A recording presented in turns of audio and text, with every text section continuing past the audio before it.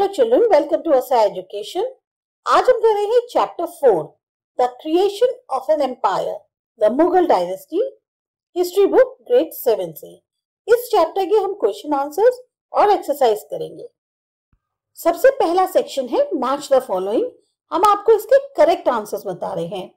मनसब, rank, Mongol, Uzbek, Sisodia Rajput, Rajput Mewar, Rathore Rajput, Rajput Marwar, Nurjahan, Jahangir और a subedar means governor.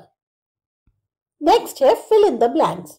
The capital of Mirza Hakim Akbar's half brother was Kabul. दूसरा है the 5 Deccan सल्तनतेस वर बिरार, खानदेश, अहमदनगर, और दूसरी जो बची है वो कौन सी है? बीजापुर एंड गोलकोंडा।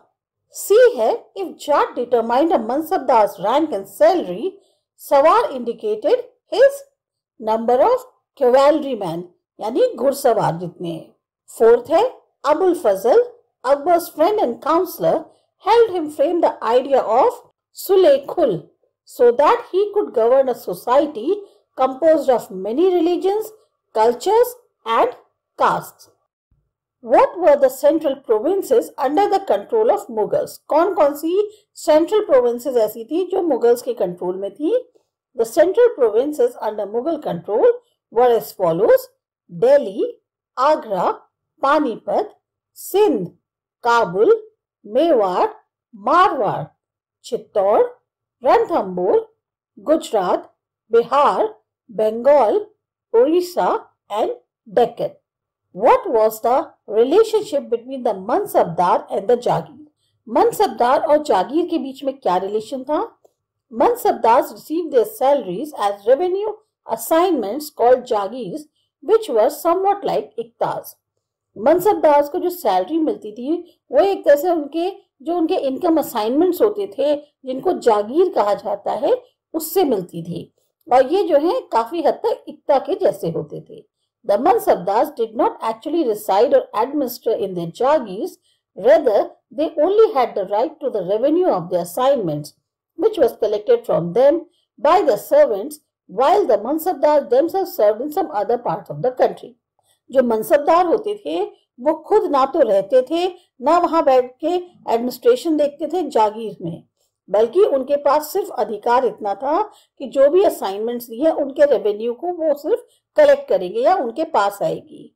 और ये जो रेवेन्यू कलेक्ट करी जाती थी ये उनके सर्वेंट्स के द्वारा कलेक्ट करी जाती थी, जबकि मनसबदार जो हैं वो कंट्री के किसी दूसरे हिस्से में काम कर रहे होते थे। What was the role of the जमींदार in the मुगल एडमिनिस्ट्रेशन? अब मुगल एडमिनिस्ट्रेशन के टाइम पे जमींदार का क्या रोल होता था?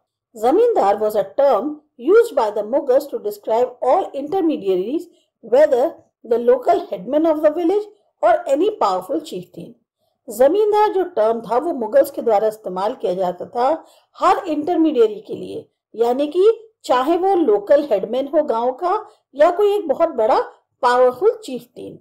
The role of the जमींदार in Mughal administration was to collect the revenues and taxes from the peasants that were a source of income for the Mughals. जमींदार का मेन रोल क्या था मुगल एडमिनिस्ट्रेशन में कि उसको जो भी इनकम है, टैक्सेस हैं, वो कलेक्ट करने होते थे पीजेंट से, क्योंकि वही जो है सोर्स ऑफ इनकम था मुगल्स के लिए। They acted as intermediate between the Mughals and the peasants, and in some areas the जमींदार exercised a great deal of power. अब ये एक तरह से बीच में एक बिचौलिए का काम करते थे मुगल्स और पीजेंट्स के बीच में, और कुछ इलाकों में तो जमींदार को काफी अच्छी पावर भी मिली हुई थी। How were the debates with religious scholars important in the formation of Akbar's ideas of governance? जो बहस होती है रिलीजियस स्कॉलर्स के साथ वो काफी इंपॉर्टेंट क्यों थी? जब अकबर का ये जो एक आइडिया था गवर्नेंस को लेकर, जब इसकी बात हुई, इसका फॉर्मेशन हुआ, तो ऐसे में रिलीजियस स्कॉलर्स के साथ जो बहस थी वो क्यों इंपॉर्टेंट थी? During the 1570s, Akbar had a discussion on religion with the ulama, Brahmins, Jewish priests who were Roman Catholics and Zoroastrians. 1570 में अकबर ने जो है डिस्कशन किया धर्म पे, उलामास के साथ, ब्राह्मण्स के साथ, जो जीस्ट प्रीस्ट थे उनके साथ, जिनमें जो है रोमन कैथलिक्स और जोरास्ट्रियंस भी थे। These discussions took place during his stay at Fatehpur Sikri in the Ibadat Khana. ये जो डिस्कशन हुआ, ये जब वो फतेहपुर सीकरी में रुके थे अपनी इबादत खाना में, वहां उन्होंने इनसे डिस्कस किया। Akbar was interested in the religion and social customs of different people, and his interaction with people of different faiths made him realize that their teaching created divisions and disharmony among his subjects.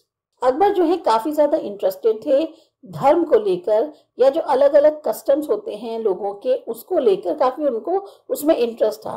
और वो जो इनका interaction होता था, लोगों से मिलना जुलना होता था, और जिनकी अलग अलग अपनी फेथ है, उससे उनको ये एहसास हुआ कि उनकी जो टीचिंग्स हैं उससे एक तरह से डिवीजन क्रिएट होता है, शांति भंग होती है लोगों के बीच में। Thus, Akbar came to an idea known as Sulekul, which focused on the system of ethics, honesty, justice and peace. Akbar को फिर एक आइडिया आया कि वो जो है सुलेखुल उन्होंने करा, जिसमें उन्होंने फोकस किया, एक ऐसा सिस्टम बनाया जो एथिक्स पर बेस्ड था, यानी ऑनेस्टी, जस्टिस और पीस पर। Abul Fazl helped Akbar in framing a vision of governance around his idea of Sulekul, which was also followed by Jahangir and Shah Jahan as well. अब अबुल फजल ने जो है मदद करी अकबर की, ये जो इनका विजन था गवर्नेंस को लेकर, इसको फ्रेम करने के लिए, और ये पूरा का पूरा जो सुलेखुल का उनका विचार था उसके इर्द गिर्द था। बाद में चल के जहांगीर और शाहजहां ने भी इसको फॉलो किया। Why did the Mughals emphasize the Timurid and not the Mughal descent? Mughals जो है ज्यादा जोर तिमुरिद पे क्यों देते थे, मुगल डिसेंट पे, ओरिजिन पे क्यों नहीं? From their mother side, the Mughals were descendants of Genghis Khan, the Mongol ruler who ruled over the parts of China and Central Asia. अगर मदर की साइड से देखें तो मुगल जो है वो ओरिजिन माने जाते थे जंगीज खान के, यानी उनके जो फोरफादर्स थे वो जंगीज खान के थे, द मंगोल रूलर जो रहे, और उन्होंने कई हिस्सों पे चाइना और सेंट्रल एशिया के रूल किया। From their father's side, they were the successors of Timur, the ruler of Iran, Iraq and the modern day Turkey. Father की साइड से वो जो है एक तरह से उत्तराधिकारी थे तिमूर के। ये तिमूर जो थे ये रूलर रहे ईरान के, इराक के, या आज की डेट में जो प्रेजेंट डे टर्की है उसके। However, the Mughals did not like to be called Mughal और मंगोल। मुगल्स को नहीं पसंद था कि उनको मुगल या मंगोल कहा जाए। This was because Genghis Khan's memory was associated with the massacre of innumerable people. क्योंकि जंगीज खान की जो मेमोरीज थी वो उसमें उन्होंने पता नहीं कितने लोगों को जो है अनकाउंटेबल लोगों को मार दिया था। But the Mughals were proud of their Timurid ancestry. पर मुगल्स को जो है अपना जो एक तिमुरिद उनका बैकग्राउंड था उससे काफी ज्यादा उनको गर्व था। How important was the income from land revenue to the stability of the Mughal empire? जो लैंड रेवेन्यू से इनकम आती थी वो कितनी जरूरी थी, कितनी उसकी अहमियत थी कि जो मुगल एम्पायर है वो स्थिर बनी रहे। The income from the land revenue played an important role in establishing stability in the Mughal empire. ये जो इनकम आती थी लैंड रेवेन्यू से, इसका बहुत इंपॉर्टेंट रोल था एक स्टेबिलिटी, एक स्थिरता को एस्टैब्लिश करने के लिए मुगल एम्पायर में। It strengthen the economic system of the empire. जो आर्थिक स्थिति थी उसको काफी मजबूती मिलती थी एम्पायर के। The money collected was invested in building forts and was for the welfare of the subjects. इस पैसे का इस्तेमाल ज्यादातर या तो किले बनवाने में या फिर लोगों की भलाई के लिए यूज किया जाता था, जो जनता थी। Its importance can be easily assessed from the fact that Todamal, Akbar's revenue minister, took 10-year period to carry out the proper calculation of the land revenue.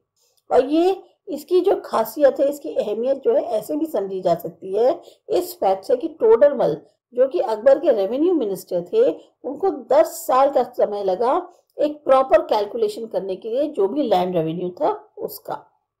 Why was it important for the Mughals to recruit mansabdars from diverse backgrounds and not just Turanis and Iranis? क्यों important था Mughals के लिए कि वो जो मनसबदार को appoint कर रहे हैं वो अलग अलग बैकग्राउंड से हों, ना कि केवल सिर्फ तुरानी या ईरानी। It was important for the Mughals to recruit mansabdars from diverse backgrounds and not just Turanis and Iranis because अब उसके क्या कारण है? The empire had expanded to encompass different regions and provinces. That it was necessary to provide stability to the empire. अभी जो उनका साम्राज्य था वो काफी ज्यादा फैल चुका था अलग अलग क्षेत्रों में, अलग अलग स्टेट्स में, प्रोविंसेस में। अब इसलिए बहुत जरूरी था कि एम्पायर को एक स्टेबिलिटी मिले। The problems of common folks would be understood better by the people living with them. वहाँ के जो लोग हैं, लोकल पब्लिक है, उसकी समस्या वही समझ सकता है जो उनके साथ रहता हो, यानी कि लोकल आदमी ही समझ पाएगा। Mughals also didn't want people to rebel against them on the issue of privileges to Turanis and Iranis.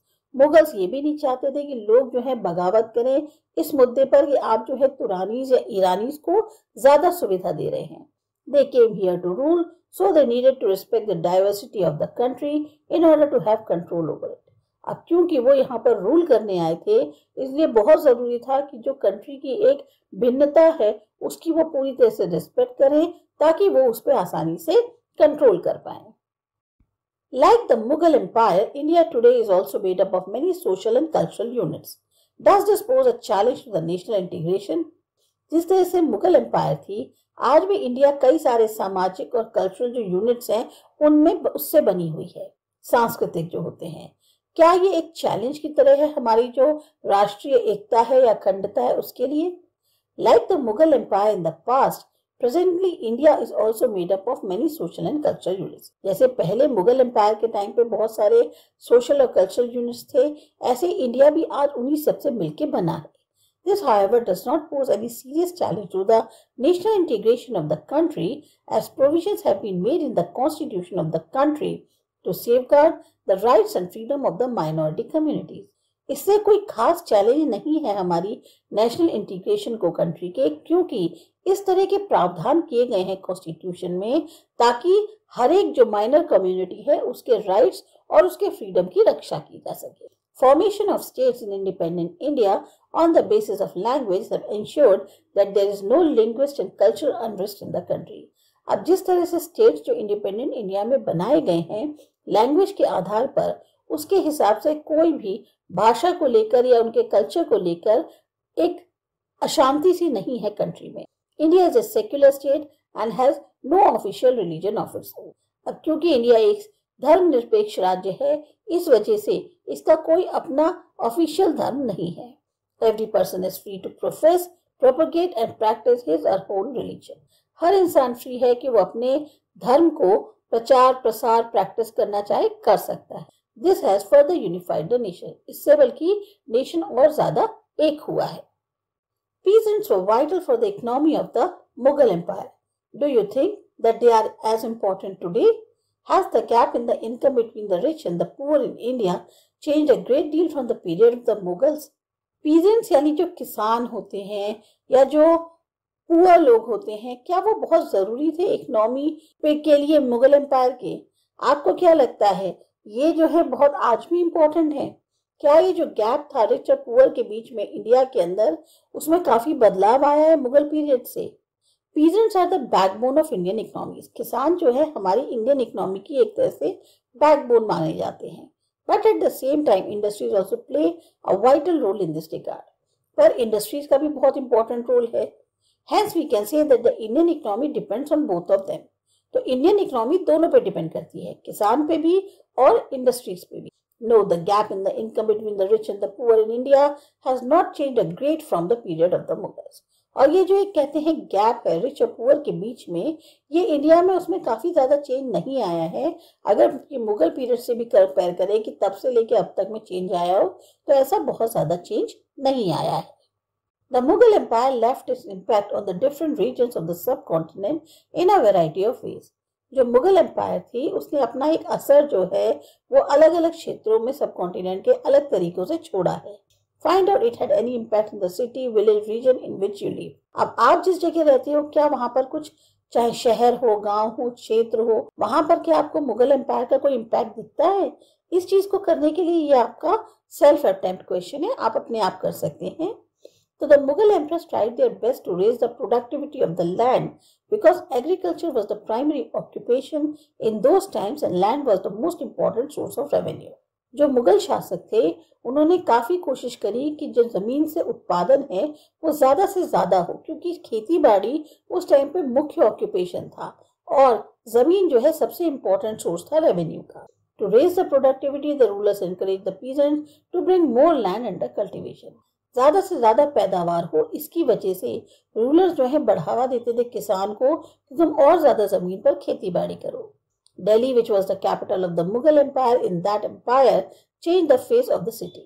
अब दिल्ली जो कि कैपिटल थी मुगल एम्पायर की, उसने जो है एम्पायर का एक तरह से शक्ल ही बदल दिया था।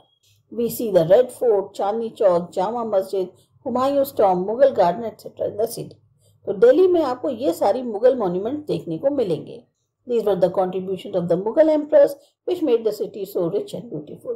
तो एक तरह से मुगल एम्प्रस का ये जो सब चीजें उन्होंने बनवाई, काफी बड़ा योगदान था, जिससे हमारा जो शहर है वो आज की डेट में बहुत रिच और बहुत कलरफुल लगता है।